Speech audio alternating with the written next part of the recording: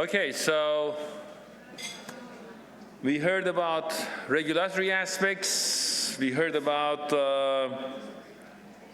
simulation and formulation and process, and our next session is going to be about analytical aspects, and that is an important factor when you develop products. Basically, as Dr. Hussain mentioned earlier, blind, leading blind, if the analytical results are not there right, then we don't have any lens, any idea about, what is going on inside a formulation. So for that fact, our next speaker is Ahmed Elkhabaz, Dr. Ahmed Elkhabaz. He is a senior scientist at Merck for over 5 years.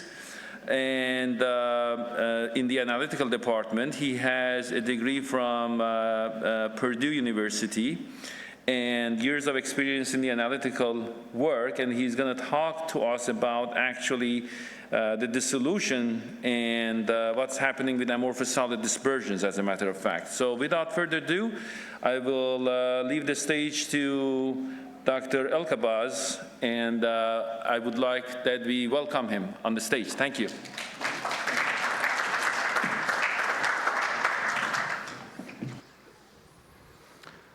Thank you so much for the kind introduction. Good morning, good late morning, everyone. So my name is Ahmed Elkhabaz. I'm a senior scientist at Merck. And today I'll actually talk about solution phase phenomena that occur upon dissolution, particularly of amorphous solid dispersions of ASDs, and how we characterize that in vitro, in biorelevant media, and simulated media, and what can also, how that can be translated to in vivo, and how we bridge this through ex vivo media, like the aspirated human fluids that I referred to today. So without further ado, I'll start off. So I want to first acknowledge my present and past collaborators in Merck, Andre, Sanjay, being both mentors and supervisors, and also past collaborators, mainly my alma mater, Purdue, Dr. Lynn Taylor, my previous advisor, and she actually was one of the main reasons I got interested in this work, that I built a lot of research upon it during my graduate work, but also continued on in my career in Merck as a research interest. Dr. Augustines and Dr. Gar Simpson also from K. Leuven, and also Dr. Gar Simpson also from Purdue. And my talk in general today, I'll just preface this. Set level was just talking level of supersaturation, what phase phenomena we're talking about, and what phase transformations, crystallization as we know it versus competing forces of supersaturation versus crystallization, and also talk about liquid-liquid phase separation, and basically the formation of the so-called nano-sized colloidal particles, and what are the beneficial implications of this in vivo, and also the mechanisms by how this can enhance permeation and absorption. So at the start, so basically in our car to pipeline now, we have a very crowded,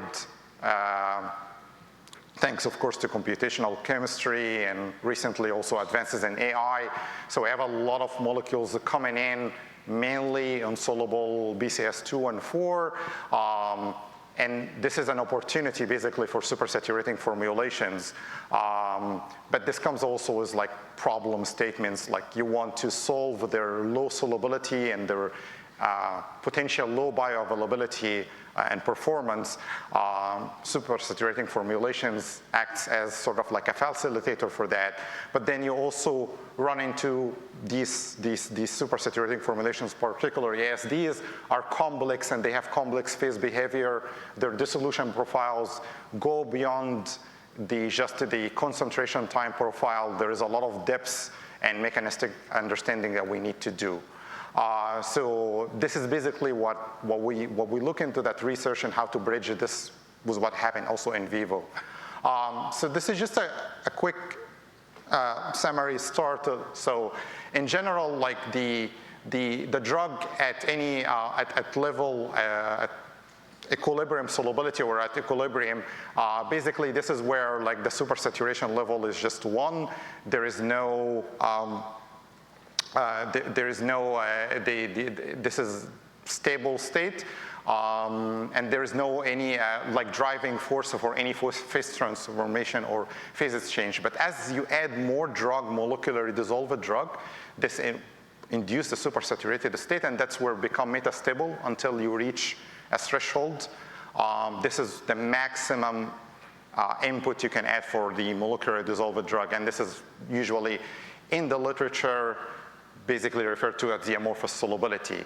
And above that, you're in an ultra supersaturated state. This is also like spontaneous nucleation and crystallization is inevitable, and the main driving force for there is like the high supersaturation. On the left side here, you see actually this is one of the like the basic. This is the classical nucleation theory equation, just a simple model, albeit it doesn't like really fully account for all the phenomena that happen there and all assume spherical particles, but it's just a summary for how the nucleation rate advances with supersaturation temperature, while it's at the same time like inversely proportional to things like interfacial tension. So above the amorphous solubility, the drug can precipitate in an amorphous colloidal phase, like provided that we prevent the crystallization.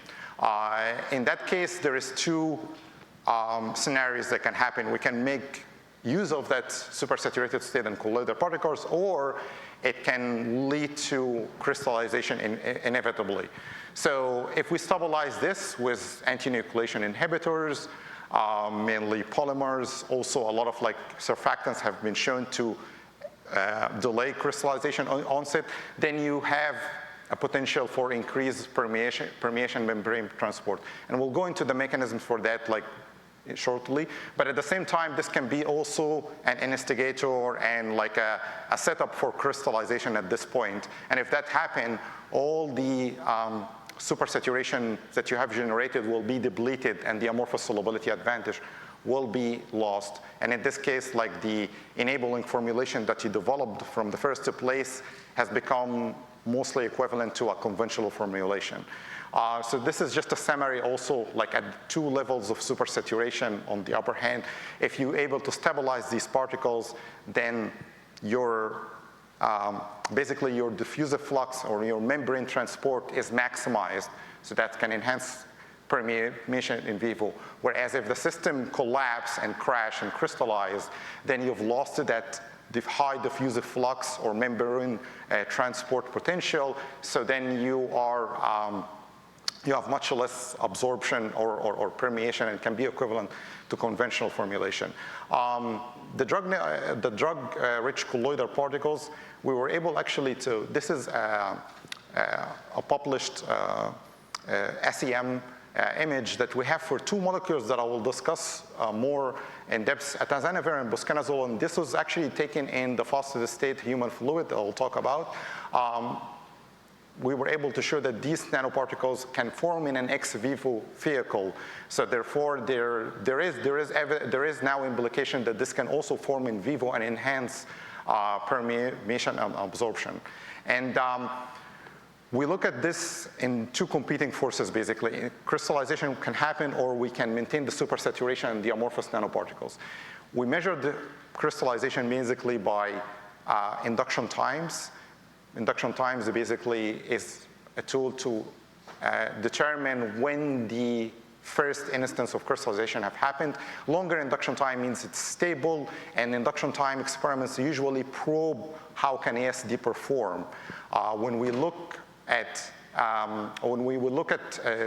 the graph here, this is basically, we do that by monitoring basically a UV absorbance through instruments like a UV fiber optic probe, and we monitor the solution UV spectra over time, and we can know if there is a change in the spectra, decrease in the drug concentration, rise in the scattering, so formation of a new phase, formation of particles. And we can do this very feasibly and robustly by solvent shift procedure, by basically spiking the drug. This case, we sort of skip the dissolution testing, and we can do robust testing of different drugs in different media and how we can generate induction time in these experiments. And what I want to highlight here is like for two examples, busaconazole versus atazanavir. So a fast crystallizer versus a slow crystallizer. And these were tested into several different media, so like things from basic buffer to FASIV, to FASIV version 2, and all of these things, up to FAHF, which is the fastest state human intestinal fluid. So you can get different results, which means that this is like for one drug, you can overestimate crystallization in some cases. If you took FAHF as like your benchmark, things like say FASIV version 1, you have a lower induction time, so crystallization happen faster. Or you can actually also like have it like more or less similar. So this is basically depends on the media, as I will show later. On the other hand, we want to also assess the flux rate that is generated from the ASD dissolution and the formation of the amorphous particles. So this is a basic setup in a diffusive flux cell side by side. Basically, you add the ASD in the donor cell, it undergoes the dissolution, supersaturate, and then that reflects on a high flux, and then that should reflect on an enhanced permeation in vivo. So similar to that, if supersaturation actually also like you had desupersaturation happening, so basically crystallization, then you have a low flux or a low amorphous solubility advantage, so basically lower absorption of bioavailability in vivo. And we were able to do this, as I said, like in simulated media versus also like human intestinal fluids or the HIF fluids. And in this case, as I showed earlier, this is the atazanavir nanodroplets formation in simulated and aspirated media. So this slideshow here shows it in actually 4 different media, and goes by buffer, FASIV, and then composite FASIV and FAHIV. So we've shown that these particle properties actually, they can be affected by the media in terms of the size, but the conclusion here is that the nanodroplets can form, including that ex vivo or FAHF medium. These drug nanodroplets are hypothesized to be beneficial in vivo for different mechanisms. Basically, they can act as a reservoir, so they continuously replenishing the drug that is being absorbed, so basically keeping the maximum flux always at higher level. And at the same time, what I will talk about also like a particle drifting mechanism or particle trafficking, where like the enhancement, the presence of the nanoparticles can accumulate the drug in the unstirred water layer and actually reduce the thickness of the unstirred water layers, which enhances also the permeation. This was also shown in vivo. I'll highlight this study in beagle dogs for acetyl. Basically, they created different ASDs and they modulated the nanoparticle size by adding TBGS in the formulation. And as you added more TBGS, there's better particle size stabilization. So you form lower nanoparticles, so you get actual better bioavailability.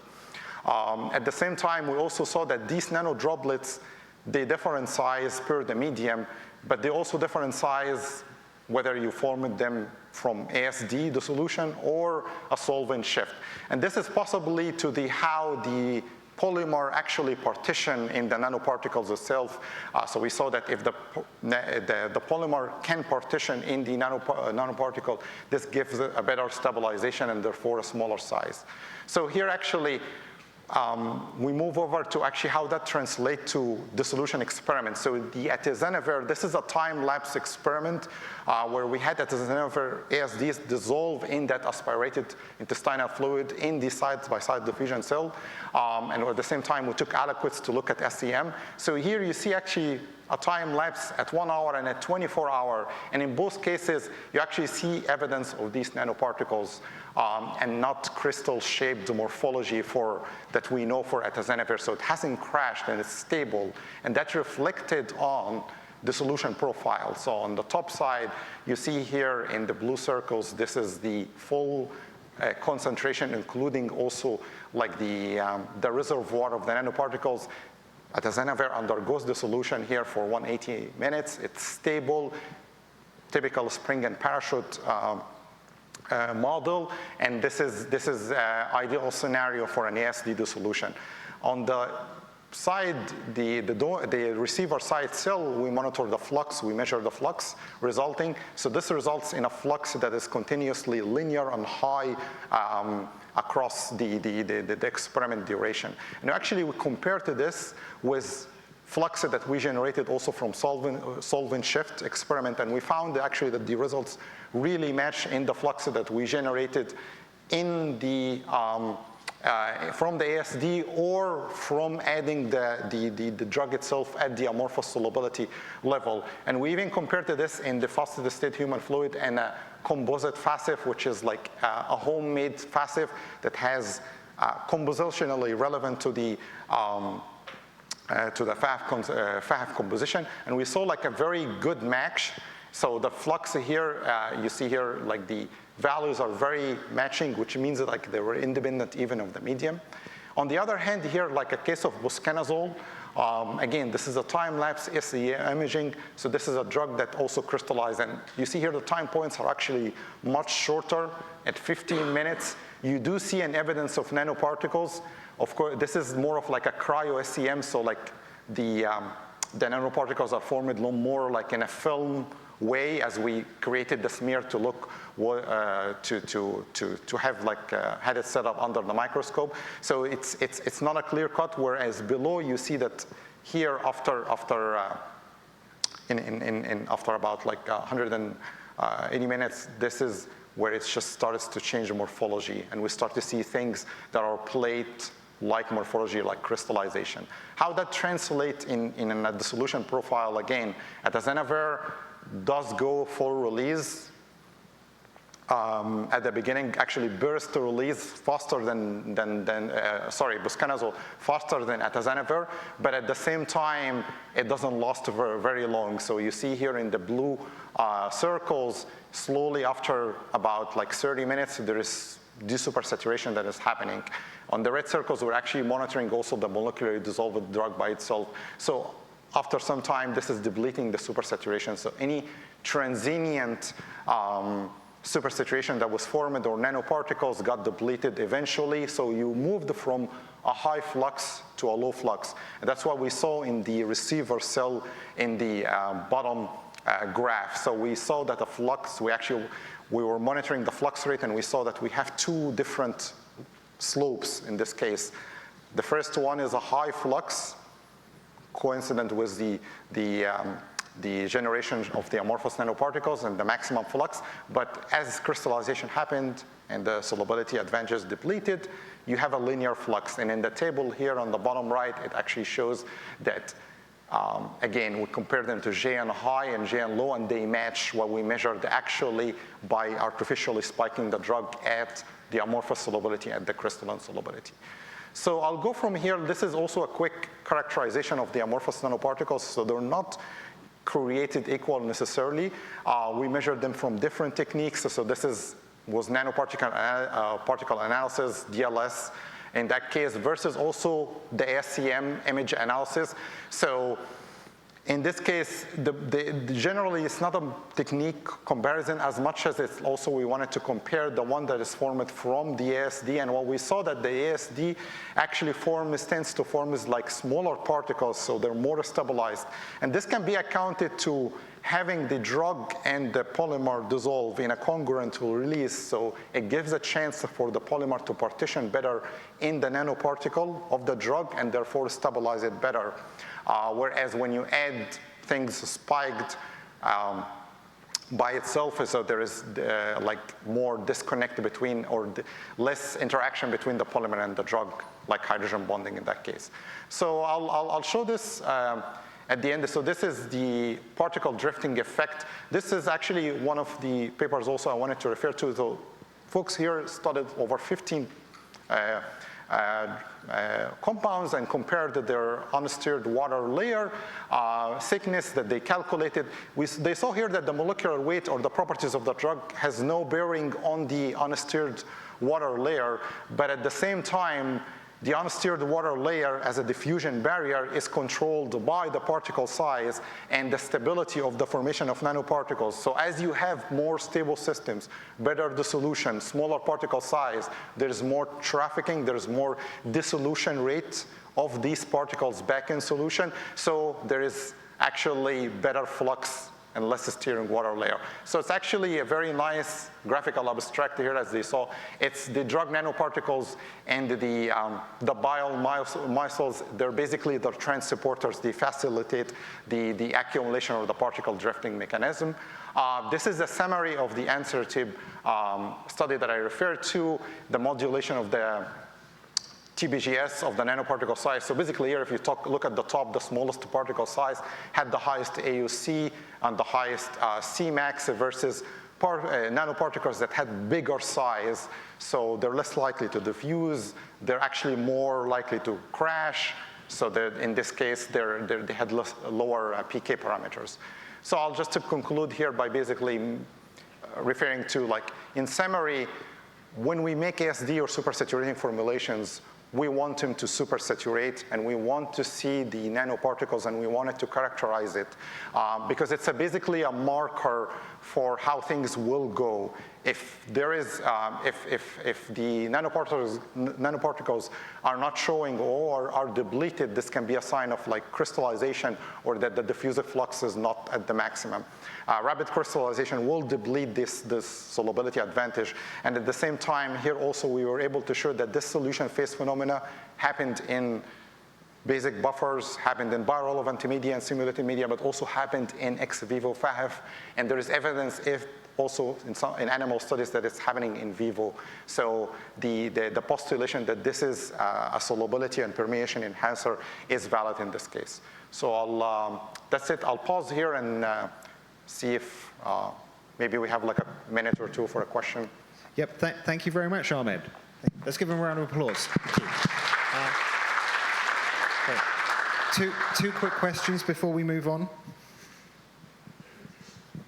Hey, good morning and wonderful presentation. I'm Brian Phillips from Evonik. Just something I was thinking of as you were presenting. With these systems, is there a threshold of the flux over or under which the crystallization seems to be observed? Like, is there like a critical flux for a given system that you should pay particular attention to in these experiments? Obviously, the sign of the low flux was, commensurate with the recrystallization and all of that, but can you deliberately disturb things to keep maybe above a critical flux? Just kind of a general question I was thinking of. Is this like a chicken or the egg scenario, or how can you predict the recrystallization as it, corresponds with the flux, so to speak? So this is a good question. So actually, and as we work also in development, we always look earlier if this is a BCS2 or BCS4, and that matters. BCS2 actually is more like folks are more concerned with driving a formulation solution for that drug, because it's not going to be permeability limited. So you want to enhance the solution to make use of that permeation. In vitro, this is like, yes, the flux. So like if it's a supersaturated formulation, it's a high flux, as you said. If it's crystallizing or if it's conventional, it's a lower flux. There is no specific critical flux. It will be like compound dependent, and it will be depending on like the effective permeability of the compound. So for BCS4, this will matter less basically, because for BCS4, it's also permeability limited. So as you supersaturated it, it might not be super enhanced in the permeability because of from the first place, it's permeability limited. In this case, you can think of like adding a permeability enhancement in the formulation. Yeah. Sodium caprate or something. Or that could also be the role of TPGS, which is a solubility enhancer, but it's also been evidenced to block certain receptors, so that in addition to solubilizing the drug, generating that supersaturated state, free excipients are also blocking receptors which may efflux the drug back, which is maybe, if they are subject to efflux, that is another way to enhance that absorption. Like the rule of excipients yeah. So yes. So like the excipients. So things like polymers. The stabilization of nanoparticles actually will depend on different things. I didn't want to get too much. So what their particle size depend on, but basically it's relating to compound things that are related to, say, conformational flexibility and things that are added from the excipients. In this case, how much it can partition in the nanoparticle, so the interaction between the particle and the excipient, and at the same time also whether if it's charged. So HPMCAS in particular, we've done actually like some zeta potential measurements, and we saw enhancement of this over like things that are neutral polymers, and we saw that this actually results in a lower nanoparticle size, so better stabilization. Because lower size means that they can dissolute better. They can go back into solution easier. Also, they're less likely to crystallize. Bigger particles will coalesce easier, and that's like a promoter for crystallization just by having bigger domains. So I focused here on the polymer because it's a relevant excipient. Other things in the formulation, I'm not sure, like lubricant and disintegrant, I'm not sure if they will affect much on the particle, nanoparticle mechanism, yeah. The other thing we saw as well was certain threshold of supersaturation, Yeah. which the drug would actually precipitate the system into high energy fuel. Yeah. So that again, people will have to compare to the concentration of the drug that at some point again the drug started crashing out and contain the optimal effect. So there's an ideal supersaturation ratio as well. Yes, it's a double-edged weapon, because that's the thing I said, like the supersaturation is the primary force for like to drive crystallization. So you're maximizing the potential, and that potential can backfire in crystallization. So you got to stabilize it. Yep. Yeah. Okay, thank you for your questions. Let's give Ahmed another round of applause. Thank you. Right.